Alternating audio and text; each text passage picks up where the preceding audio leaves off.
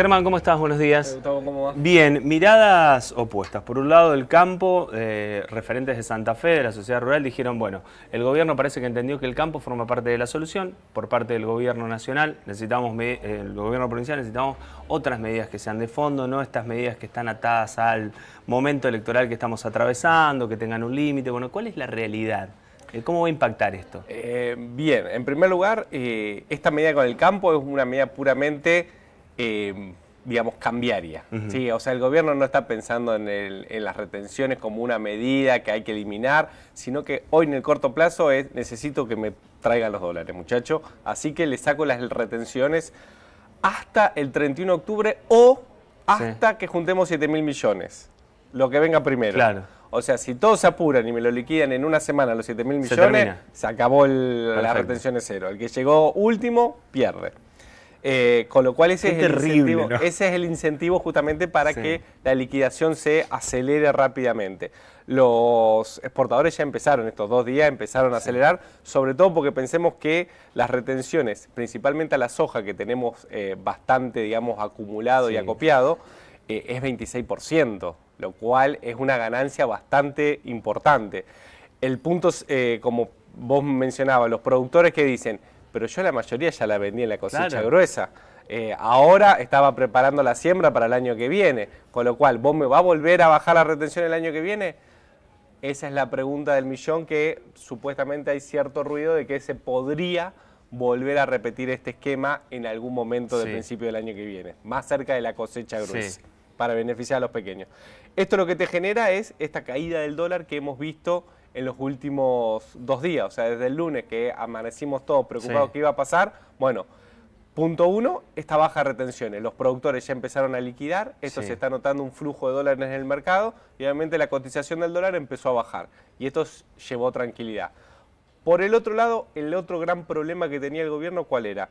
Que los inversores habían empezado a vender todos los bonos argentinos e irse contra el dólar, que es lo otro que veíamos, que el riesgo país crecía porque los precios de los bonos caían y simultáneamente el dólar subía al techo de la banda.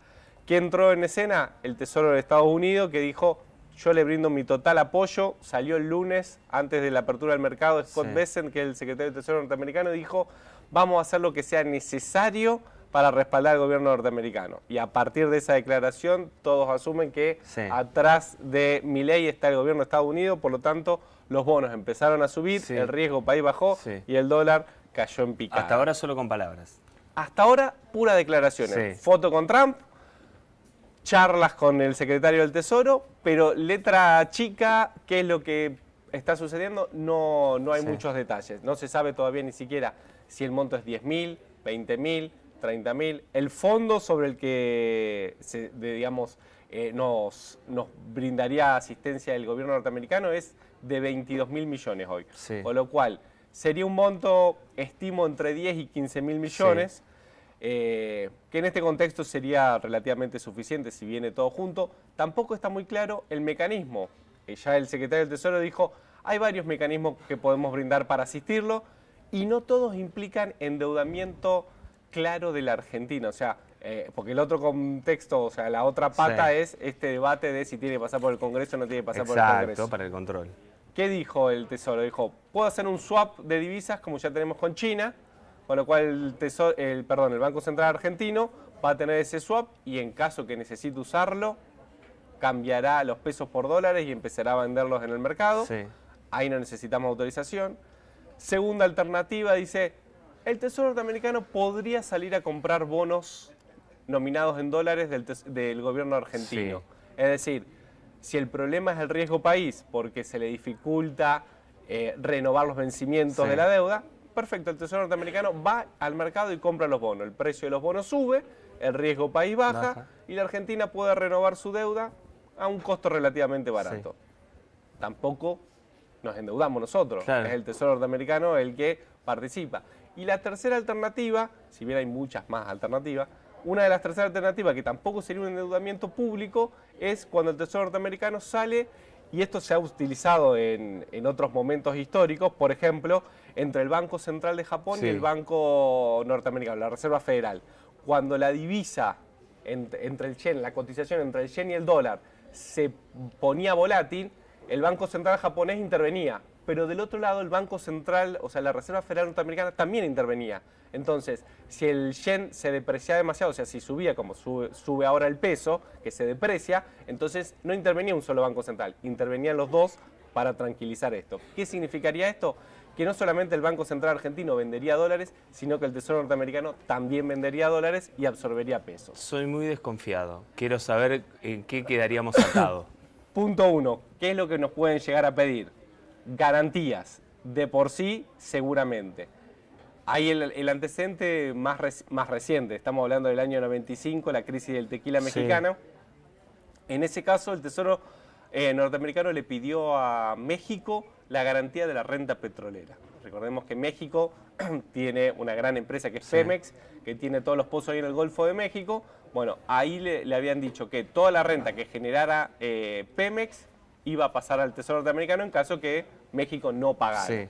Bueno, nosotros tenemos vaca muerta, tenemos litio, tenemos un montón de otras cosas, de activos que podemos llegar a ofrecer. Vamos a ver qué es lo que nos piden, cuánto es lo que nos dan y, que este es un punto importante, vos podés firmar ese acuerdo y no necesitar usarlo. O sea, es una garantía, que es lo que, por ejemplo, pasó con Uruguay, que fue uno de los últimos casos. También, cuando se produce la crisis de Argentina y empieza a golpear Uruguay, Uruguay pide asistencia por esta línea y el Tesoro norteamericano se la brinda, pero le dice, acá está, yo te pongo acá los pesos, los dólares. Si lo necesitas usar, me avisás. Claro. Pero mientras vos no necesites usarlo, no pasa nada. Esto puede suceder también en Argentina, es decir, hoy con el respaldo de Trump, el respaldo del secretario del Tesoro y una situación que parece normalizarse, capaz que de acá al 26 no es necesario ni vender un dólar ni hacer nada más. Ahora, después del 26, como veníamos charlando, algo distinto hay que hacer, porque el gobierno norteamericano no te va a financiar una corrida, como tampoco te le iba a financiar el Fondo Monetario. Por lo tanto, después del 26, teniendo en cuenta los resultados electorales, habrá que ver qué hacemos con el plan económico, sobre todo la pata cambiaria. Germán, gracias como siempre por ayudarnos a entender esta realidad y sobre todo en este mes y lo que viene, complejísima en Argentina. Va a estar volátil de acá al 26. Nos encontramos la semana que viene. Nos encontramos la semana que viene. Nosotros